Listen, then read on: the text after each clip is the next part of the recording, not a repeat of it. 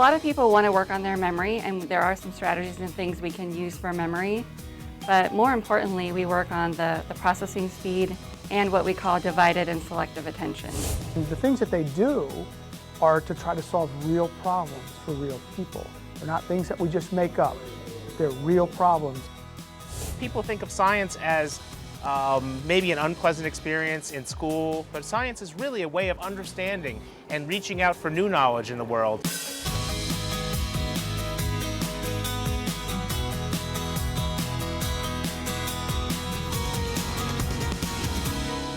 Hello and welcome to University Beat. I'm Denise White.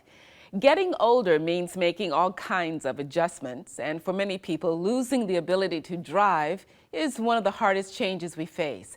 Factors like memory and reaction time can determine if a person is still safe behind the wheel. Well, now USF researchers have found a way not only to evaluate the brain's processing speed, but to actually improve it. 73-year-old Michael Liss enjoys Florida living. Retired from Long Island, Liss and his wife take in baseball games and dinners out with friends. But less than a year ago, Liss found out that he is suffering from Parkinson's disease. Soon after, his family and doctor became concerned about his driving. And Liss worried what would happen if he had to hang up his keys. It would mentally screw me up. Like, when we go out with people for dinner, I can't drive. We have tickets to the Yankee games. I can't drive to that. Relatives come around, you need an extra car. So all annoying type things that would, grate on me. Liss's doctor sent him to USF's Bird Alzheimer's Institute for a driving evaluation. The test showed his driving skills were in decline. But physical therapist Lori Grismore thought Liss could be helped with some cognitive training that might keep him on the road. Well, a lot of people want to work on their memory, and there are some strategies and things we can use for memory. But more importantly, we work on the processing speed and what we call divided and selective attention. That's your ability to see more than one thing at a time. Researchers at USF and other universities have completed a study that shows that some adult drivers can improve their mental quickness with targeted training. Okay, Mike, so in this one, you're going to look at what's in the box. It'll be car or trucks, so just press the car or truck based on what you see. Okay? The computer training may look like a video game, but it's designed to do much more. Processing speed training. It's a computerized way to improve how quickly a person can see something and know what it is that they saw. It was developed to specifically look at speed of processing and divided attention, the cognitive skills that are most critical for driving. They also work on memory and reaction time. Try to do quick. Imagine you gotta stop really fast, okay? Over the brake. Brake. There you go. The main problem that I see here is they might get the beginning stages of dementia, and so it doesn't only just affect our memory, it also affects our ability to think and react quickly, and to divide our attention and see multiple things at one time, all of the things that are very critical for driving. Well, let's say you're driving down the road. You don't only have to just pay attention to staying in your lane, but you have to know what are the road signs, what are the other cars doing, when do I need to make my next turn, what is the traffic light, is it red, yellow, green? So you have to pay attention to multiple things at one time. It usually takes about 6 to 8 weeks to see an improvement from the training, but the positive results can last up to 2 years. Practice, lots and lots of repetition. Our brain is able to strengthen, like if we were going to strengthen a muscle and do lots of repetitions of exercise, through lots of repetitions of practice, we're able to improve those skills. I've had patients tell me, if I've recommended they retire from driving, I've had patients tell me, well, I'd rather die than give up driving. I don't want to give up my independence. I'm not going to be able to just go to the store whenever I need to. So it's a really big deal for them. But for the most part, I can say I'm okay with what I have right now. It's that 2-year out, 5-year out that I don't know what's going to happen out there. So have a plan, Mike. Where you're going to live, how you're going to live. And so that's my issue on the plate. It's the only problem I have right now is what am I going to do? No one can answer that for me.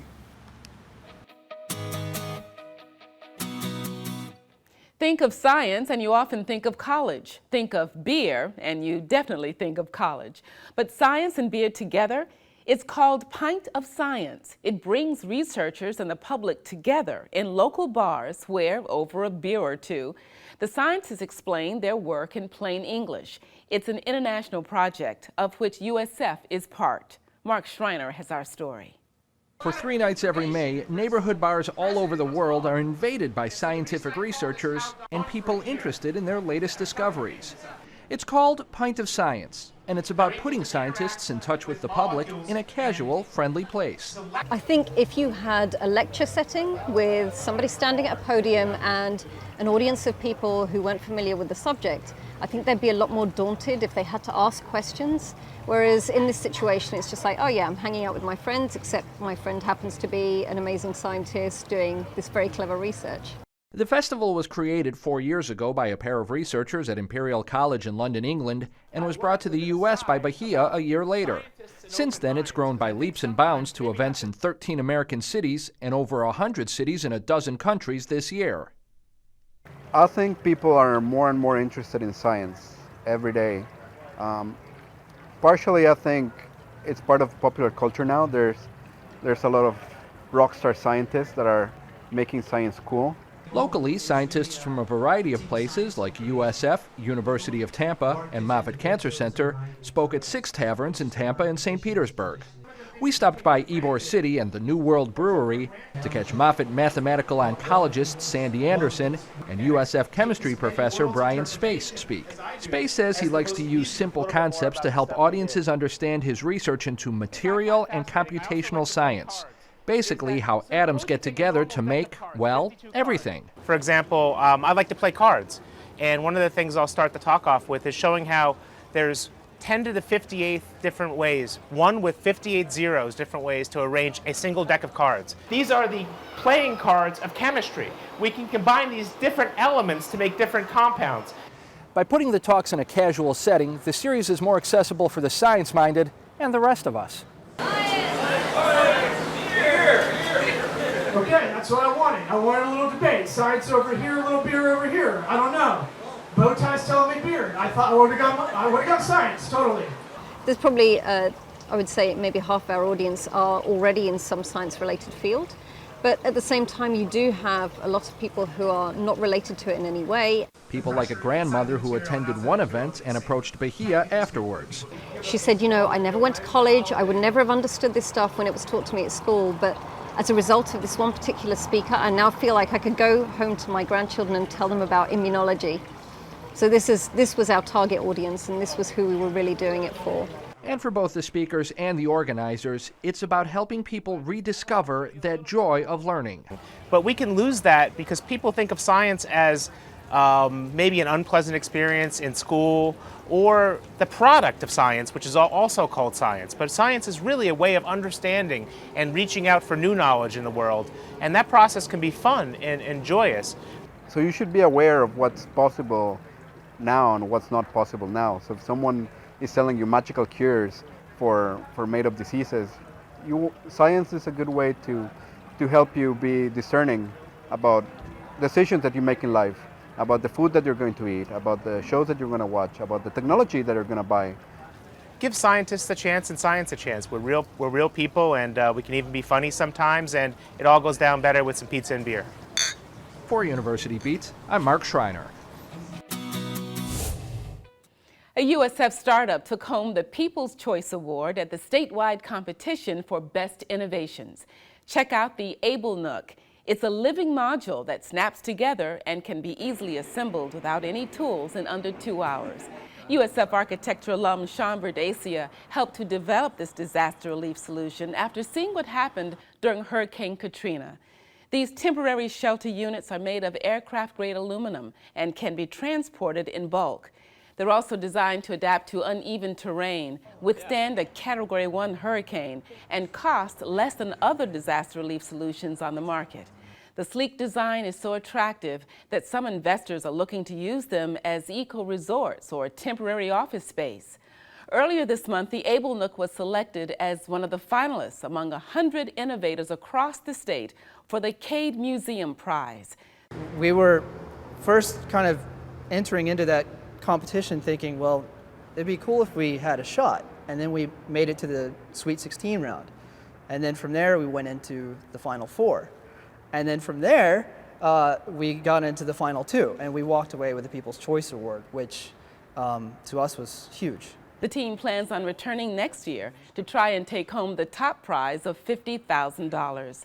The Cade Museum Prize is named after Dr. James Cade, who led the University of Florida team that invented Gatorade. There's a change coming to USF School of Engineering this fall. Students in Sarasota and Manatee counties won't have to commute to Tampa, at least not for their first 2 years. University Beat's Hedel Gandhi reports. Take one step into USF's X Lab and you can see why students are excited about the engineering school here on the Tampa campus. The things that they do are to try to solve real problems for real people. They're not things that we just make up, but they're real problems. And those come from industry, they come from the community. Sometimes the students bring those problems or the faculty bring those problems. I think that's what makes us unique, is that the student is centered. That focus on students is why USF is launching the Bridge to Engineering program. It allows students at the Sarasota Manatee campus to attend engineering classes at the local campus for their first 2 years. And there are just times when students want to be engineers, they want to participate in that, but they're just not ready to move to the big campus. Faculty on both campuses are working together to make sure students receive the same curriculum. So they're not actually transferring from one school to another. They're at USF. They're in the College of Engineering. This is just a bridge. They're just taking the preparation courses that they would take here, they're just taking them there. After those first 2 years, those USF Sarasota students will be able to come to the Tampa campus permanently, where they'll have more of a chance to collaborate with other engineering students at labs like this one. And the hope is for a lot of the local businesses that the students that would start at Sarasota would be from the area, and that they would then want to come back and do internships in the community and come back and work in the community. So they're excited that it's an opportunity to keep some of the students in the area.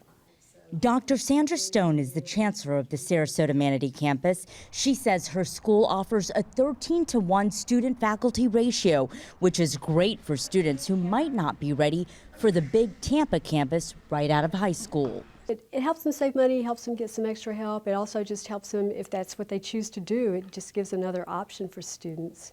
An option that many students are already signing up for this fall. For University Beat, I'm Hedel Gandhi. USF has a long-term plan to reduce and eventually eliminate greenhouse gas emissions. And toward that goal, the Student Green Energy Fund was created. It's funded by student fees. The electric car charging stations around campus are a part of that plan. The newest charging station is at the Patel College of Global Sustainability. Students, faculty, and staff can submit proposals for Green Energy Fund projects like the car chargers. There are also chargers at the Marshall Center, in the Beard Garage, and on the St. Petersburg campus. There is no fee for using the chargers, but cars must have a valid parking permit. And drivers can only use the space while the car is charging. USF students vote every 3 years on whether to keep paying into that fund. There are many things that student fees are paid, that student fees pay for, and I think that, if anything, this helps a lot with overall issues like the environment and students being able to charge their cars, so I think that's fine. It supports, taking care of the environment, and I think as future leaders of the country, it's important. So I think it's fine to take like $6 or $10 or something. So in the big scheme of things, it's not a whole lot of money for a good reason, for a good purpose. They're not really needed because most students have regular cars. So I think that money can go towards something else. I think the students want it. We have a good green initiative here at the school. It's why we have the solar panels on the roof of the MSC. We're working on that. So it's definitely a movement that started with the students, and we want to continue that moving forward. As we just said, one of the car charging stations is at the Patel College for Global Sustainability. We've mentioned that name before, a couple of times in fact. College officials went on a recent trip to Cuba to help the island deal with potential environmental issues caused by increased tourism. The college also helped elementary students plant trees during the recent Arbor Day celebration. Richard Berman is director of the Patel College of Global Sustainability, and he joins us now on University Beat, and welcome. Well, it's so good to be here. Thank you. You know, College of Global Sustainability, that's a pretty big mouthful. Break it down for me a little bit in terms of your missions and what you're focused on. There are 9 concentrations, I understand. Correct. What are they? Well, it's interesting. Let me just start back. What is global sustainability? And a lot of people think it's all about the environment, protecting the environment, doing what we can about our precious resources that are really Mother Earth gave us, which is water, air, environment, et cetera. But what we quickly learn about global sustainability are 2 things. The global piece says it's important to understand what's happening around the world affects us today. So if there's a bad plume of air in China today, tomorrow it's our problem. So that it really heightens our awareness that we are part of a bigger world. And the second is sustainability. And we talk often about sustaining the forest, sustaining the water, sustaining the planets. But what we quickly understand is that sustainability talks about sustaining a civil society. Because if you don't think of the impact of man on Earth and men to man, women to women, we've lost more of our environment and carbon and all sorts of bad effects due to war, during pestilence, during disease, during other events than we do to a lot of natural occurrences. So the College of Global Sustainability is the place for research, education, and service, bringing the best parts of the university together to attack almost the full range of problems. So when you talk about the 9 concentrations, they're obviously in water, which deals with scarcity of water in some places, catchment of water, processing of water, water availability, what to do with waste and wastewater, and a lot of storm management, going from gray cement to green, which is trees and environmental waste, to solve that problem. The same as we talk about our second sustainability concentration, which is energy. We all know that we have to really begin to think about not only better ways to produce and distribute energy, solar, wind, biofuels, et cetera, but we also need to talk about helping people maintain themselves off the grid. The third area is entrepreneur, to get the brightest and best minds starting to think about how you can create new businesses around making our world a better place for all of us. The fourth is about ecotourism, the impact on tourism. We've taken some of our most precious coral reefs, precious little civil societies, interesting groups of people, groups of plants, et cetera, and in some sense ruined them by tourism. And so now we have to think about preserving it and doing it in a better way.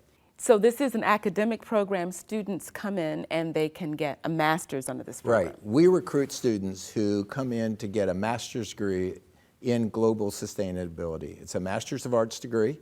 It requires both the coursework and an internship, a real practicum out in the world. And it's exciting because not only are they coming at the master's level from all sorts of backgrounds. They come in from science backgrounds, they come in from the arts, they come in from the humanities. They have a care, they have a passion about the world and making it a better place, as we talked about in terms of sustainability of the planet and sustainability of a civil society. So they come from the widest background, they come through the program, they do something that's real and makes a difference. And we're so fortunate that over 90% of them get jobs both in the public sector and the private sector. You know, businesses are now hiring a lot of people because they're concerned about sustainability. Places like Disney and Coca-Cola have realized that, you know, the precious resources, whether it's water or whether it is food, et cetera, are vital to their business. And if they're concerned and effective in sustainability, they can be more profitable. But I also want to emphasize that we don't try to do it all ourselves at Patel. I have an advisory group of 5 deans, one for marine sciences, the Dean of Marine Sciences, the Dean of Engineering, the Dean of the Business College, the Dean of the School of College of Public Health. And they are our sort of advisors, they're our directors, and the best part of our program is that all of our courses are dependent upon and draw on courses of those schools. All of our research is together, so in some sense, we are the hub, we're the coordinator, we're the facilitator. We're bringing the best of the university to the students to do collective interdisciplinary research and to do service. So our students all have to do an internship, a project, and it can be globally. We have a student currently in Belize, one in Spain, one in Africa, and of course some in the United States as well. How do you choose what problem or situation to research? We would gather all the resources that we could think of in the university, which is faculty, sometimes some staff. If you talk about seeds and fields and those sorts of things, you know, we have people on the staff that are very good. And we would be the convener. We would be the host of conferences, we'd be the host of meetings about how we would go about it, who would be the best people to lead it, and then put an initiative together. The nice part is we identify a problem, we are able to bring the best together and be a focus, be a coordinator, be a stimulant for really great things that this university community can and should be doing to its local communities as well around the world. In the last 6 months, you've added 5 new concentrations. What are they? Well, it's exciting because they're in the tough area of sustainable food and food security. The next one we've added is sustainable transportation. Because when you think about smart cities and sustainable cities, and we know more people are going to the urban areas, the issues of food, transportation, water, and electricity turn out to be important. So we added those 2. Then we added entrepreneur side for individual startups, but we've added the whole concept of large business being more sustainable. Because we know now, watching that they can be more profitable if they're more sustainable. And we've added coastal management and, of course, the impact of climate change. And so they all fit together, as you can begin to tell now, about how you can have more sustainable life, both in the urban area and in the coastal areas. All right. Thank you very much, Mr. Berman, for joining us on University Beat. Thank you. On a previous edition of University Beat, we showed you how students from USF St. Petersburg and Fairmount Park Elementary School enjoyed a day of canoeing on Tampa Bay. The event was led by Terry Tomlin, the outdoors editor of the Tampa Bay Times and the member of the USF St. Pete faculty. All right, because if you do, what's going to happen? You're going to fall. It's going to tip over, and then you're going to go swimming, and I don't think you're ready for the swimming trip today, are you? I am. You are? I am. Okay, well, you can swim afterwards, okay? Tomlin died May 19th, less than 3 weeks after that canoe trip. Through his articles and outreach, Tomlin shared his love of nature and Florida with thousands of people young and old. You know, nobody is, people go from their air-conditioned office or their air-conditioned car to, their air-conditioned store, and they're never outside, but you get kids out here like this and say, this is where we live, this is where people have lived for thousands of years. Really puts them in touch with the environment, puts them in touch with their community, and I think it makes them stronger and healthier. Terry Tomlin was 55 years old. We've been covering spring graduation at USF. It's a time of celebration, tradition, and as we showed you last week on the program, quite a bit of work to put on 6 separate ceremonies on the Tampa campus, plus 2 more in St. Petersburg and Sarasota, Manatee. But there's always room for a little bit of individual expression.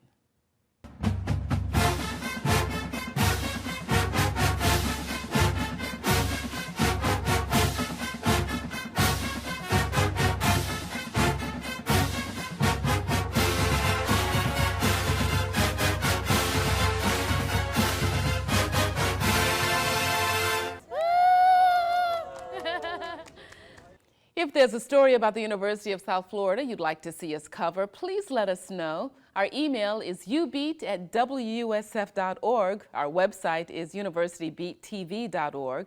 We're also on Facebook, Twitter, and Instagram. And you can find us by searching University Beat TV. And that's this edition of University Beat. We're going on a break for a few weeks, but we'll return on June 26th. We'll be looking for you then. Thank you so much for watching. I'm Denise White.